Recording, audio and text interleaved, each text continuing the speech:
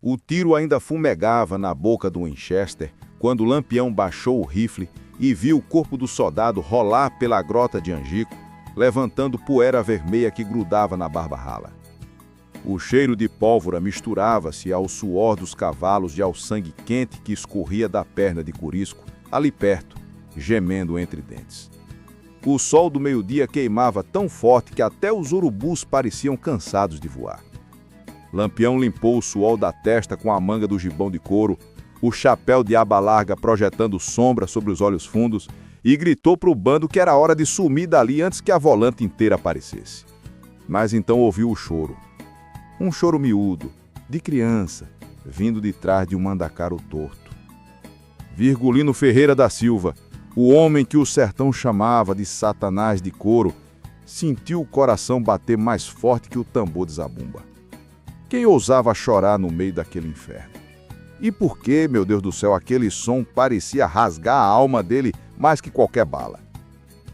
A caatinga ao redor era um mar de espinho e perda. Chiques erguiam os braços secos para o céu azul sem piedade, e o chão rachado parecia implorar por uma gota que nunca vinha. Um açude ali perto não passava de uma cicatriz branca, onde ossos de gado branqueavam como lembrança da seca que levara tudo. Na estrada de terra, pegadas de alpercata se misturavam às marcas de ferradura e o vento quente levantava redemoinho de pó que entravam pelos olhos, pela boca, pela memória. Lampião apertou o cantil de água contra o peito, sentindo um metal morno, e lembrou que fazia 3 dias que não viam uma sombra decente. Longe, muito longe, um rádio a pilha chiava numa casa de taipa qualquer, e a voz rouca de Luiz Gonzaga cantava a asa branca tão triste que até os mandacarus pareciam chorar. Aquela música falava de partir, de deixar a terra, de nunca mais voltar. Lampião cuspia no chão. Ele nunca partira. Ele ficara, e ficara rei. Foi então que a viu. Uma mulher magra, de vestido desbotado, arrastava-se pela grota carregando nos braços uma criança que não parava de chorar. O rosto dela estava inchado de tanto apanhar, e o sangue escorria de um corte na testa. Ao redor do pescoço, um terço de contas pretas balançava como se ainda tivesse esperança. Ela tropeçou, caiu de joelhos e a criança rolou na terra quente. Lampião sentiu o bando inteiro ficar quieto atrás dele. Corisco parou de gemer, até os cavalos pareceram prender o fôlego. A mulher ergueu os olhos para o cangaceiro de chapéu estrelado e, em vez de gritar, apenas sussurrou que o menino estava queimando de febre fazia 2 dias, que o coronel mandara bater nela porque não tinha mais dinheiro para pagar a renda da terra, que o parto do 3º filho tinha sido difícil e a parteira morrera de desgosto na seca passada. Lampião ficou parado, o rifle ainda quente na mão, sentindo o peso de todos aqueles olhares. Matar soldados era fácil, assaltar trem pagador era fácil, mas aquilo ali era diferente. Ele deu um passo à frente, o couro das perneiras rangendo, e a mulher encolheu-se, como se esperasse o punhal. Lampião agachou-se devagar, tirou o chapéu e colocou no chão, mostrando o cabelo rapado cheio de cicatrizes. Olhou para a criança, um menino de não mais de 4 anos, com a barriga inchada de verme e os olhos vidrados de febre.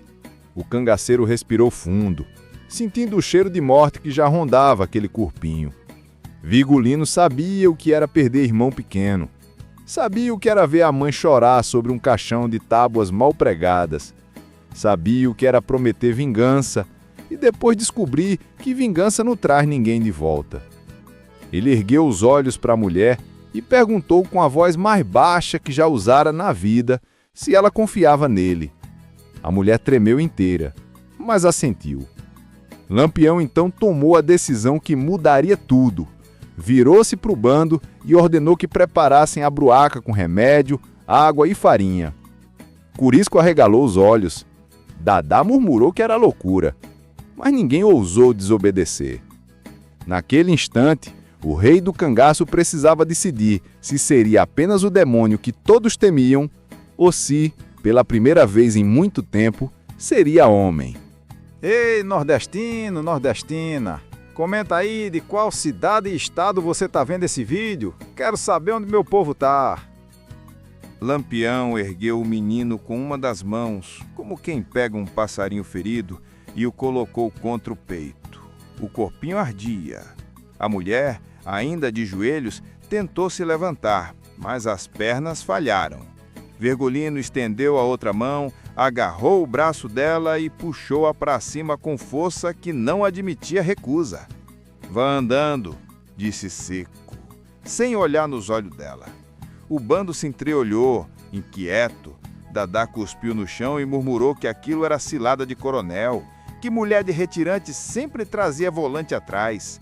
Corisco, com a perna sangrando enfaixada por um pano sujo, riu sem graça e falou que o capitão ia gostar de saber que Lampião agora carregava a criança no colo. Lampião virou-se tão rápido que o chapéu quase voou. "Se alguém aqui não gostou da ordem", disse com a voz cortando o ar como faca, "pode ir embora agora mesmo." O silêncio caiu pesado. Até o vento parou de soprar na caatinga. Ninguém se mexeu. O rifle Winchester pendia do ombro, a cartucheira cheia brilhava ao sol e o punhal na cintura parecia lembrar a todos quem mandava. Lampião colocou o chapéu de volta, ajustou o peso do menino e começou a andar em direção à grota mais funda, onde as pedras faziam sombra. Enquanto caminhava, o cheiro de terra seca entrou pelo nariz e trouxe de volta o passado. Era mesmo cheiro do dia em que o pai dele, José Ferreira, fora assassinado na porta de casa por causa de uma cabra que o coronel dizia ser dele. Virgulino tinha 13 anos. Lembrou-se do rosário da mãe caindo no chão, das contas rolando entre os pés descalços dos irmãos. Lembrou-se do grito dela, um grito que não era de gente, era de bicho ferido. Naquele dia, ele jurara que ninguém mais na família ia passar fome ou apanhar de graça. Pegou o punhal do pai, ainda quente de sangue, e saiu pelo mundo. Agora, tantos anos depois, carregava no colo um menino que podia ser ele mesmo. Pequeno, magro, com fome nos olhos. Sentia um aperto no peito tão forte que quase parou. Apertou o menino contra o gibão de couro, sentindo o coraçãozinho bater rápido demais. A mulher seguia atrás, tropeçando, o terço balançando no pescoço como um sino mudo. Lampião tirou do bolso uma fotografia amarelada, dobrada 1000 vezes, e olhou rápido. A mãe dele, de preto, com um olhar triste que nunca mais saiu dali. Guardou de volta. Não era a hora de fraquejar. De repente, uma voz rouca cortou o silêncio. "Pare aí, Virgulino!" Era Maria Bonita, que vinha descendo a encosta com o rifle na mão e o lenço vermelho na cabeça. Os cabelos pretos escapavam do coque, suados, e os olhos dela brilhavam de preocupação. Ela parou na frente dele, olhou para o menino, depois para a mulher e falou baixo que o bando estava nervoso, que Dadá já tinha mandado coiteiro avisar que a volante vinha atrás. "Se a gente parar para cuidar de retirante, vamos todos dançar." Lampião sustentou o olhar dela. Maria Bonita era a única pessoa no mundo que podia falar assim sem levar tiro. Ele respirou fundo e respondeu que não ia deixar a criança morrer ali não, que já tinha visto demais criança morrer. Maria Bonita mordeu o lábio, depois estendeu a mão e tocou a testa do menino. "Papelando", disse. "Se não baixar essa febre até o anoitecer, não chega vivo na grota." Lampião assentiu. "Então a gente vai correr." Maria Bonita olhou para a mulher e perguntou o nome. "Ana", respondeu ela quase sem voz. Maria Bonita pegou o cantil do próprio cinto e deu um gole d'água para Ana, que bebeu como se fosse a primeira vez em anos. Naquele instante, Lampião sentiu o peso de tudo. O bando olhava para ele esperando ordem. Maria Bonita olhava esperando resposta. A mulher olhava esperando salvação. E o menino, no colo dele, queimava como brasa. Dentro do peito de Virgulino, 2 vozes gritavam. Uma dizia: "Larga essa gente e salva teu bando, teu pescoço, tua lenda." A outra, mais antiga, sussurrava a voz da mãe: "Meu filho, não deixa morrer. O sol começava a baixar, pintando a caatinga de laranja e vermelho, e o vento trouxe de longe o som de um aboio triste, daqueles que vaqueiro solta quando perdeu o gado na seca. Lampião fechou os olhos por um segundo. Quando abriu, a decisão já estava tomada. Mas ainda não era a hora de mostrar. Ele precisava de tempo, precisava de um lugar seguro, precisava que a noite chegasse antes da volante. Foi então que surgiu a complicação. Um dos coiteiros, um cabra magro chamado Zé de Ana, veio correndo pela estrada de terra, levantando poeira, gritando que a volante estava a menos de 2 léguas, que o tenente Jesuíno tinha cachorro e tudo. O bando se agitou, alguns já começaram a montar nos cavalos. Dadá gritou que era cilada, que a mulher tinha trazido a polícia. Lampião virou-se para Ana, os olhos faiscando. "É verdade?" perguntou com a voz tão fria que até Maria Bonita gelou. Ana caiu de joelhos outra vez, chorando, jurando por Deus e por Padre Cícero que não sabia de nada, que só queria salvar o filho. O menino no colo de Lampião deu um gemido fraco. Um urubu passou baixo, grasnando. O cheiro de perigo estava no ar, mais forte que o cheiro de pólvora. Lampião precisava decidir agora: acreditar na mulher e arriscar o bando inteiro, ou fazer o que sempre fez quando duvidava: cortar o mal pela raiz. Lampião ficou parado no meio da grota, o menino ardendo no couro, o sol já roçando as serras e pintando tudo de sangue. Dadá repetiu que era cilada, que a volante vinha farejando e já puxava o punhal como quem quer resolver rápido. Lampião ergueu a mão esquerda, um gesto curto, seco, que fez até o vento calar.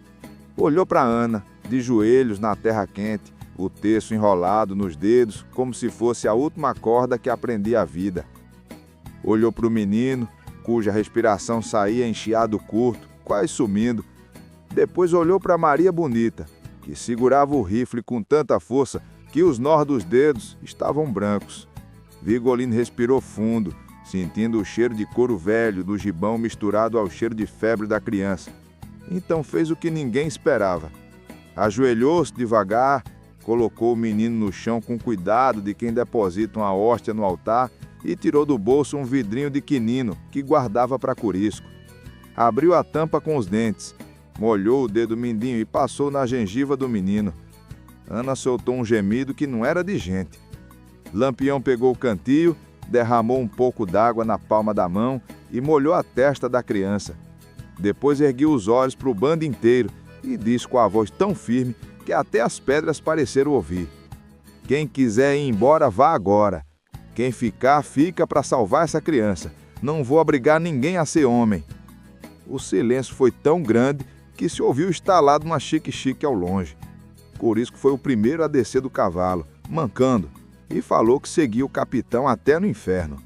Um a um, os outros baixaram as armas. Dadá cuspiu no chão, mas guardou o punhal. Maria Bonita sorriu de canto de boca, aquele sorriso que só Virgulino conhecia. Ana tentou beijar a mão do Lampião, mas ele afastou devagar. "Não é para mim", disse baixo, "é pro menino." Depois virou-se para Zé de Ana, o coiteiro, e mandou que corresse até a casa da velha rezadeira Maria Preta, lá na Serra do Araripe, e trouxesse ela com erva e bendito. Zé de Ana hesitou, mas o olhar de Lampião fez ele engolir a resposta e sumir na poeira. Ana chorava sem som, as lágrimas fazendo sucos na poeira do rosto. Lampião pegou o terço dela, que tinha caído no chão, limpou na manga do gibão e devolveu. "Segure firme", disse. "Deus não abandona quem ainda tem mãe rezando." A grota foi se transformando. Alguém acendeu a fogueirinha pequena só para esquentar a água. Maria Bonita rasgou a própria nágua para fazer compressa. Corisco, mesmo com a perna sangrante, carregou o menino até uma sombra de mandacaru. Lampião ficou de pé, de olho na estrada, o rifle na mão, mas pela primeira vez em anos não era para matar, era para proteger. O sol desceu inteiro, deixando o céu roxo e laranja, e as primeiras estrelas apareceram como testemunhas. Ana segurava a mão do filho, sussurrando às Marias sem parar: De repente o menino tossiu, vomitou um pouco de bilha amarga e respirou mais fundo. Ana olhou para Lampião com os olhos tão cheios d'água que parecia 2 açudes depois da chuva. Ele apenas assentiu, sem sorriso, mas o peito doía de um jeito que ele não sentia desde que enterrara a mãe. Quando a noite caiu de vez, a velha Maria Preta chegou, trazida por Zé de Ana. Era uma preta velha encurvada, de saia rodada e lenço na cabeça, carregando um bornado de pano cheio de erva. Cheirou o menino, passou a mão na testa, depois olhou para Lampião e falou com a voz rouca que o capitão tinha feito o que poucos homens faziam. Depois começou a rezar um bendito antigo, daqueles que mistura latim com língua de negro, enquanto mastigava a folha de juremar e cuspia no pano para passar no peito da criança. O fogo crepitava abaixo, as redes foram armadas e pela primeira vez em muito tempo o acampamento dos cangaceiros parecia mais uma casa de família do que um ninho de onça. Lampião sentou-se numa pedra longe da luz e tirou do bolso a fotografia amarelada da mãe. Olhou longamente. Uma lágrima desceu, uma só, e ele deixou. Maria Bonita viu, mas não disse nada. Apenas chegou perto, sentou do lado e encostou a cabeça no ombro dele. Nenhum dos dois falou. Só ouviram a rezadeira cantar baixinho e o vento passando leve pela caatinga, como se até o sertão respirasse aliviado. Naquela noite, sobre o céu mais estrelado que o sertão já viu, Virgolino Ferreira da Silva entendeu que às vezes salvar uma vida é mais difícil do que tirar 100, e que no fundo do peito ainda batia o coração do menino que um dia jurara proteger os seus. Não era herói, não era santo, era apenas um homem que pela primeira vez em muito tempo escolheu ser humano. Tá gostando da história? Se inscreve no canal agora e ativa o sininho. Continua comigo que ainda tem muito mais emoção. O bendito da véia Maria Preta ainda pairava no ar quando o primeiro latido de cachorro cortou a noite. Lampião levantou-se de um salto, o gibão rangendo, o rifle já na mão antes mesmo de pensar. Todos no acampamento congelaram. Um segundo latido, mais perto, depois o som inconfundível de ferraduras batendo pedra. A volante, Dadá praguejou baixo, Curisca agarrou o punhal mesmo com a perna sangrando. Maria Bonita empurrou Ana e o menino para trás de um mandacaru grosso. Lampião correu os olhos pela grota. A fogueira era um risco, mas apagá-la agora faria fumaça que entregaria tudo. Ele sussurrou a ordem. Ninguém atira sem eu mandar. A rezadeira continuou rezando, mais baixo, como se soubesse que agora era Deus quem decidia. O tenente Jesuíno apareceu primeiro, montado num cavalo baio, lanterninha na mão, uns 20 soldados atrás, rifles apontados. A luz do lampião dançava nas cartucheiras dos cangaceiros e fazia brilhar o chapéu estrelado de Lampião. Jesuíno sorriu de canto, aquela cara de quem já se acha vencedor. Virgulino Ferreira, disse alto, rendam-se que eu dou garantia para a mulher e para a criança. Lampião deu um passo à frente, o punhal refletindo a luz. Garantia de macaco, respondeu seco. O tenente riu, mas o riso morreu quando viu Ana segurando o menino já sem febre, de pé, ao lado de Maria Bonita. A surpresa passou rápido pelo rosto dele. Então era verdade o que o coiteiro traíra tinha contado. Lampião salvando o retirante. Jesuíno ergueu a mão e os soldados engatiraram as armas. O estalo dos ferrolhos foi como trovão seco na grota. Lampião sentiu o sangue pulsar nas têmporas. Tinha 2 escolhas ruins: entregar-se e ver o bando inteiro morrer, ou lutar e arriscar que uma bala perdida pegasse a criança que acabara de salvar. Maria Bonita chegou perto, sussurrou no ouvido dele que podiam fugir pela Grota dos Fundos, que Zé de Ana conhecia um atalho. Lampião balançou a cabeça devagar. Se a gente correr agora, eles queimam a casa da rezadeira. Mata a Ana, leva o menino para criar como órfão de volante. Maria Bonita apertou o braço dele. Então a gente morre aqui? Perguntou. Lampião olhou para o céu, viu a lua cheia iluminando a caatinga como se fosse dia. Não, respondeu. A gente vive, e vive para contar. Ele deu um passo à frente, sozinho, as mãos erguidas, o rifle pendurado nas costas. Jesuíno franziu a testa. Lampião falou alto para todos ouvirem. Tenente, o menino estava morrendo. Eu salvei. Pode prender eu, pode matar eu, mas deixa a mulher e a criança irem embora, em troca eu dou meu rifle e meu punhal. Os soldados se entreolharam, até Dadá regalou os olhos. Jesuíno riu de novo, mas era riso nervoso. Você acha que eu sou besta, Virgulino? Lampião deu mais um passo. Não acho nada, só sei que amanhã o sertão inteiro vai saber que o tenente Jesuíno matou uma mãe que carregava filho doente nos braços. Vamos ver quem o governador acredita depois disso? O silêncio caiu pesado. Até os cachorros pararam de latir. Foi então que Ana fez o que ninguém esperava.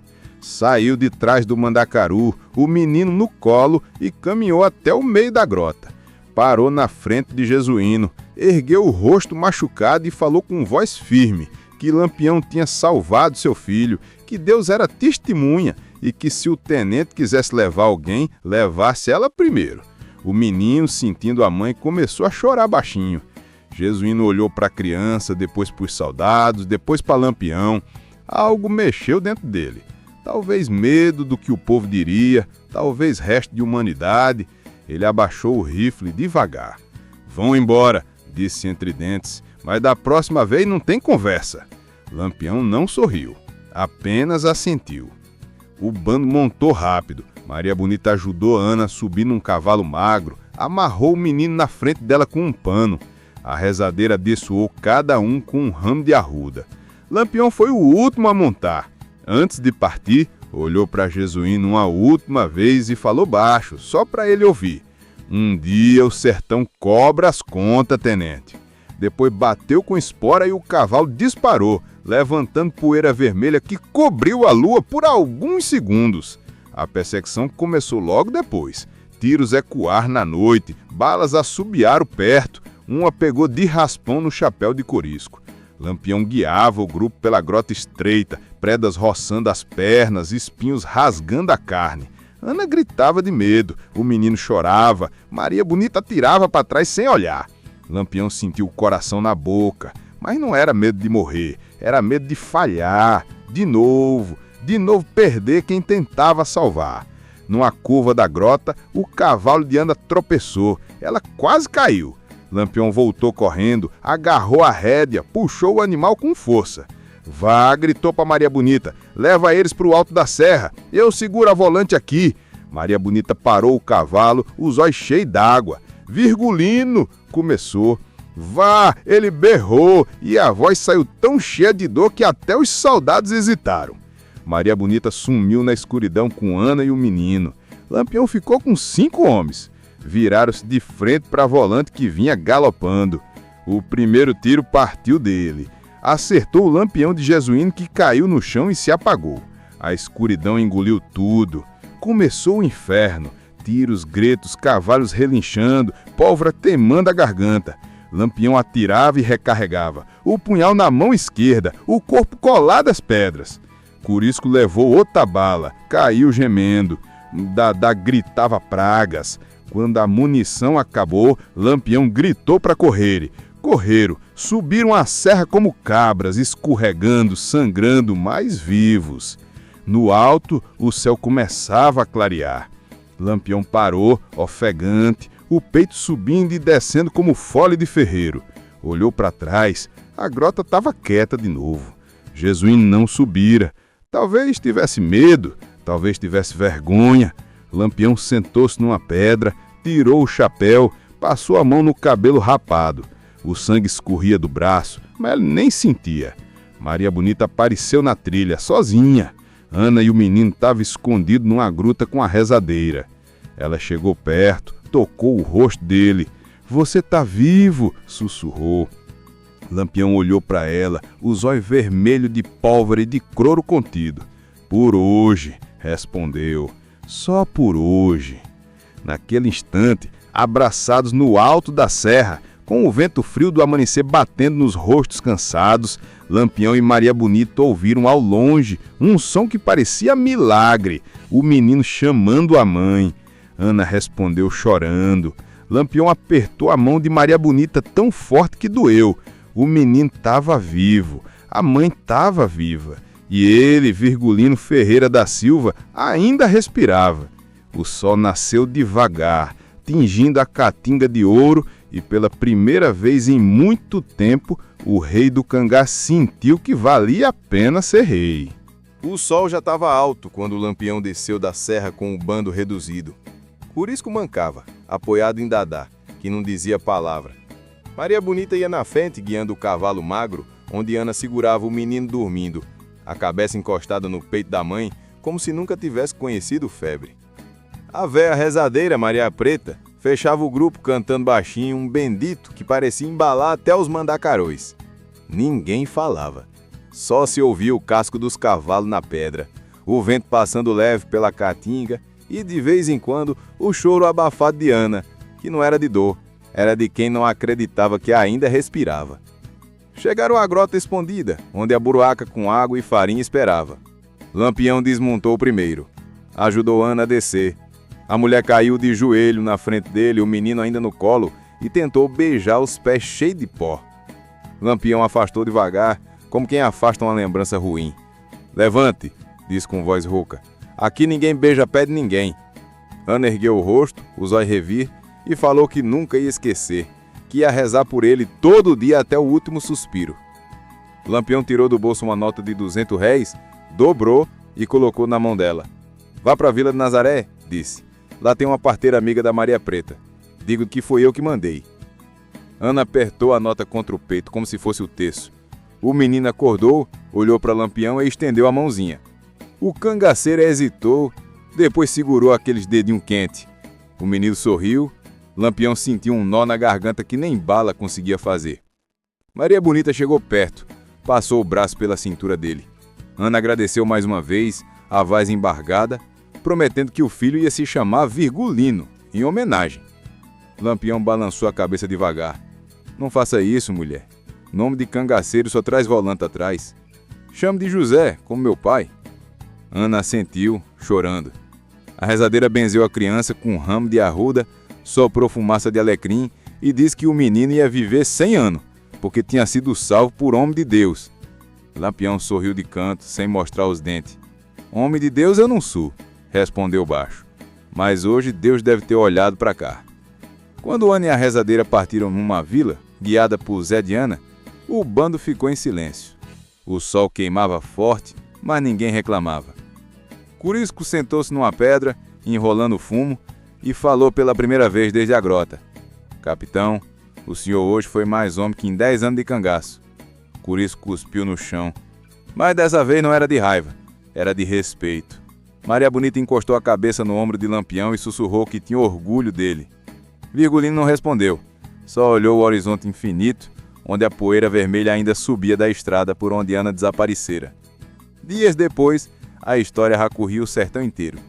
Começou na vila de Nazaré, onde Ana chegou contando que Lampião salvara seu filho da morte.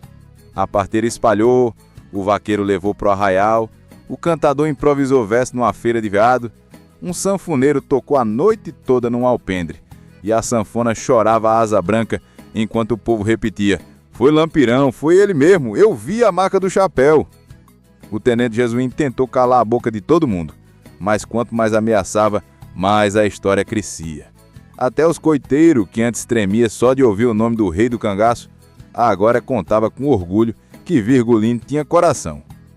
E as benzedeiras passaram a rezar por ele nas novenas, pedindo que Deus perdoasse os pecados, porque naquele dia ele tinha feito o que nem santo fazia.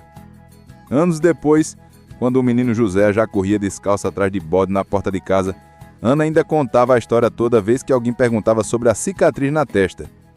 Dizia que o demônio de couro se tinha ajoelhado na frente dela, que tinha dado remédio, água, dinheiro e que tinha enfrentado a volante inteira para ela poder viver. O menino cresceu ouvindo isso. Cresceu forte. E quando alguém perguntava quem era o pai dele, Ana respondia com orgulho: "Meu filho não tem pai de sangue, mas tem um padrinho que o sertão inteiro conhece." E aí contava tudo de novo, da grota de Angico até o amanhecer da serra. Até hoje, lá para as bandas do Araripe, quando a seca aperta e o vento sopra criste, o povo lembra. Nas feiras, nos alpendres, nas rodas de cantoria, alguém sempre puxa a história. Aquele dia em que Lampião salvou uma mãe da morte e ninguém acreditou que tinha sido ele. Os mais velhos jura que viram, os mais novos jura que ouviram dos avós. E nas noites de lua cheia, quando a sanfona toca shot lento e o cantador improvisa, aparece um verso que nunca muda. No meio da caatinga seca, onde o urubu faz ninho, Lampião tirou o chapéu e salvou um passarinho. Porque no sertão a gente sabe, até o mais temido dos homens carrega bem lá no fundo do peito um pedaço de coração que ainda lembra de ser gente. E enquanto houver sertão, enquanto houver seca, enquanto houver mãe rezando o texto na porta da casa de taipa, essa história vai ser contada. Porque foi verdade, porque foi Lampião e porque naquele dia o rei do cangaço escolheu ser mais que rei. Escolheu ser humano. No horizonte, as pegadas dele já sumiram na poeira vermelha. Mas a lembrança ficou. E ficou para sempre. Se essa história mexeu com você, nordestino, nordestina, se inscreve aqui, dá um like e compartilha nos grupos da família. Manda pro tio, pra prima, pro avô. Vamos espalhar o nosso sertão para todo mundo.